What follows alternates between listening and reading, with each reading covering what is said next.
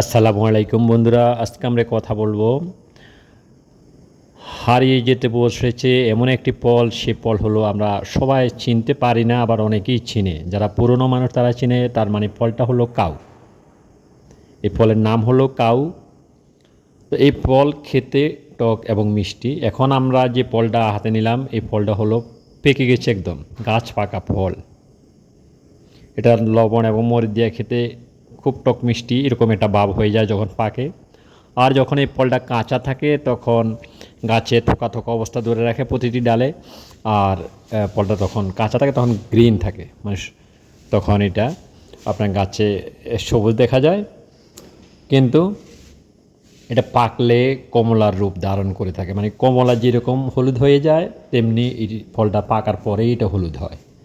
তো আজকে আমরা হাতে নিলাম এই ফলটা, যেহেতু অনেক দিন পর। এটা গ্রামগঞ্জে আগে ছিল, প্রচুর পরিমাণ ছিল, কিন্তু এখন যত দিন যাচ্ছে ততই এই ফলটা আমাদের গ্রাম থেকে এটা বিলুপ্ত হয়ে যাচ্ছে আস্তে আস্তে।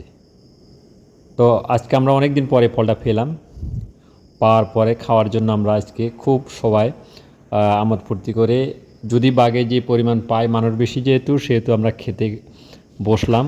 তো সবাই ভিডিওটা দেখে, যারা চিনেন অবশ্যই চিনেন, যারা চিনেন না তারা